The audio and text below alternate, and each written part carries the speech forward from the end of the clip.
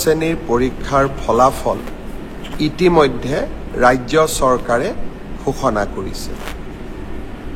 যোৱাকালি এডিআৰই পৰীক্ষাৰ পিছত police constable, sub inspector of police, গৃহ বিভাগৰ অধীনত থকা বিভিন্ন পৰীক্ষাৰ ফলো অসম চৰকাৰৰ গৃহ বিভাগে ঘোষণা কৰিছে।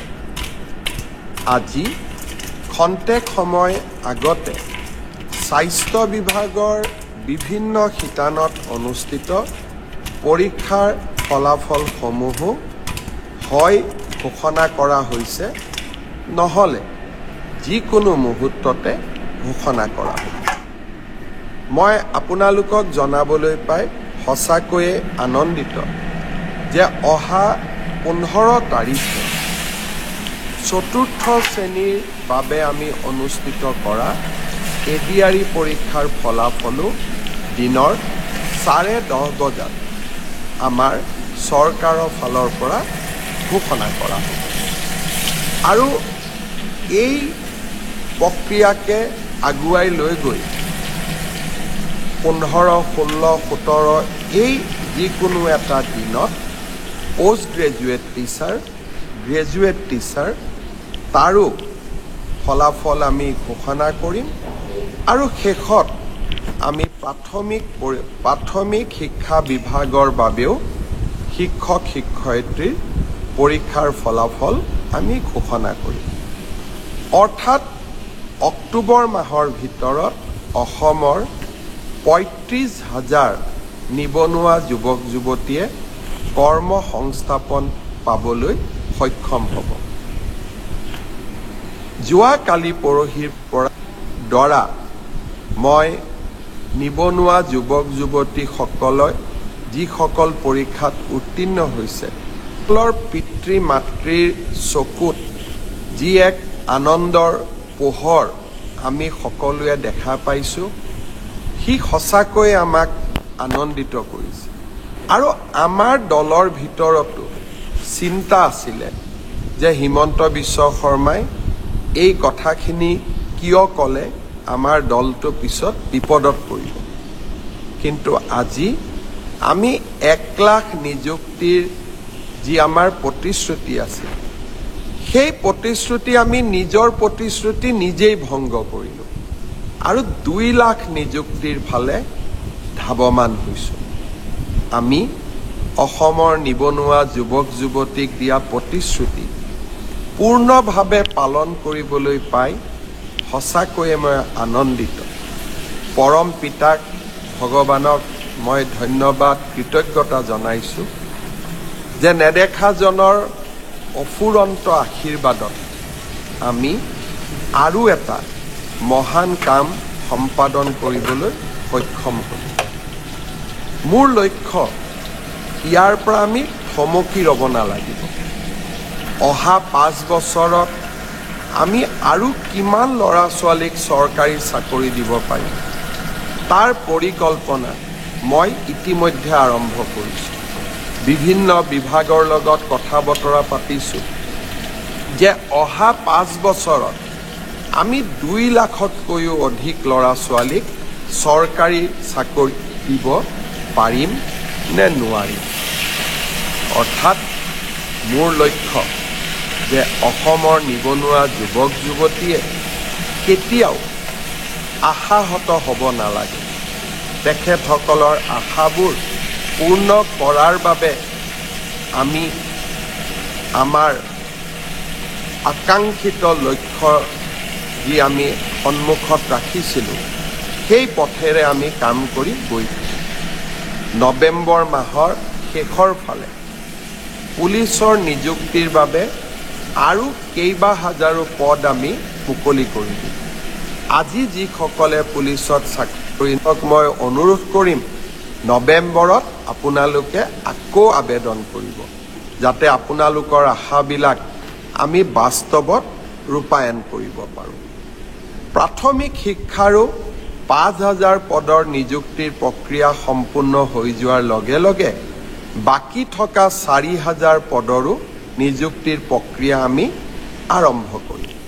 অৰ্থাৎ অসমৰ যুৱক যুৱতীৰ সপোনবিলাক পূৰণ কৰিবলৈ আমি আমাৰ প্ৰচেষ্টা অব্যাহত ৰাখিম।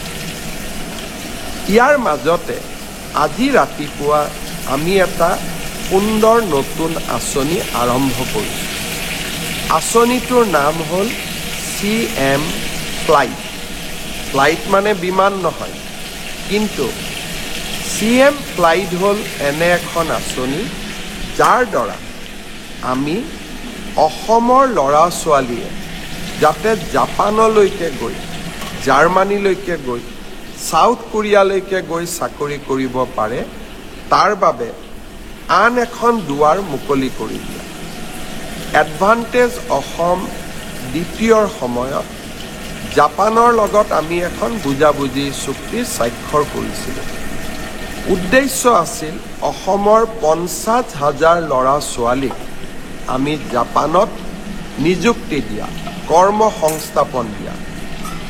জাপানত এটা চাকৰি, সাধাৰণ চাকৰি, ড্ৰাইভাৰ হ'ব পাৰে, নাৰ্ছিং কেয়াৰ হ'ব পাৰে, অফিচত কাম কৰিবলৈ কম্পিউটাৰ অপাৰেটৰ হ'ব পাৰে, বা ছফ্টৱেৰত কাম কৰা আমাৰ ডেকা ল'ৰা ছোৱালী হ'ব পাৰে।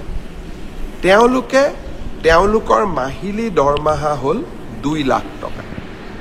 আৰু এই 2 লাখ টকা দৰমহা দিব পৰা 50,000 ল'ৰা ছোৱালী জাপান চৰকাৰে অসমৰ পৰা লৈ যাব বিচাৰে। তাৰ বাবে আমি কি কৰিব লাগিব? তাৰ বাবে আমি জাপানৰ ভাষাটো শিকিব লাগিব, জাপানিজ লেংগুৱেজ আমি শিকিব লাগিব।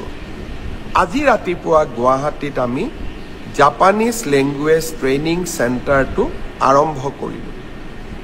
ইয়াৰ বাবে এই গোটেই লেংগুৱেজ ট্ৰেইনিং পাবৰ বাবে এজন ল'ৰাই বা এগৰাকী ছোৱালীয়ে 1,80,000 টকা ফিজ দিব লাগে। ইমান ফিজটো আমাৰ ল'ৰা ছোৱালীয়ে দিব নোৱাৰে। তাৰ কাৰণে আমি সিদ্ধান্ত লৈছোঁ যে 1,80,000 টকাৰ 1 লাখ টকা ৰাজ্য চৰকাৰে দিব। জাপান চৰকাৰেও 50,000 টকা দিব। তাৰ মানে নিবনুৱা যুৱক যুৱতীগৰাকীয়ে কিমান দিব লাগিব? মাত্ৰ 30,000 টকা দিব লাগিব। আৰু এই 30,000 টকাও এক্সিছ বেংকে ঋণ হিচাপে দিবলৈ সাজু হৈ আছে।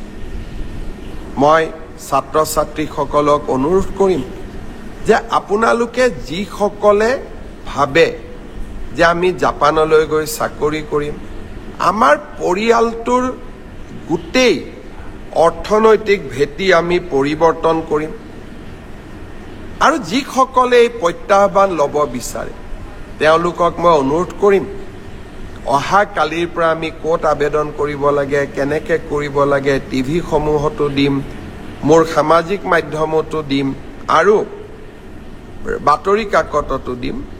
আপোনালোকে জাপানিজ লেংগুৱেজ যিটো আমাৰ ট্ৰেইনিং চেণ্টাৰ আমি কৰিছোঁ, তাত আপোনালোকে যোগদান কৰক। 16টা বিভিন্ন মাধ্যমত, অৰ্থাৎ ড্ৰাইভাৰ হ'ব পাৰে, কেয়াৰ গিভাৰ হ'ব পাৰে, নাৰ্ছিং হ'ব পাৰে, কম্পিউটাৰ অপাৰেটৰ হ'ব পাৰে, এই 16টা ষ্ট্ৰীমত আমি ল'ৰা ছোৱালীক জাপানিজ লেংগুৱেজৰ প্ৰশিক্ষণ দিম। আৰু এই প্ৰশিক্ষণ যদি আপোনালোকে লয়, জাপানত গৈ 2 লাখ টকা মাহেকী লাভ কৰিব পৰা দৰমহাত চাকৰি কৰিব পাৰিব। আৰু তাৰ বাবে জাপান চৰকাৰে 5 বছৰৰ ভিছা দিব। তাৰ পিছতো যদি আপোনালোকে কাম কৰি থাকিব খোজে, ভিছাৰ এক্সটেনশ্যনো দিব।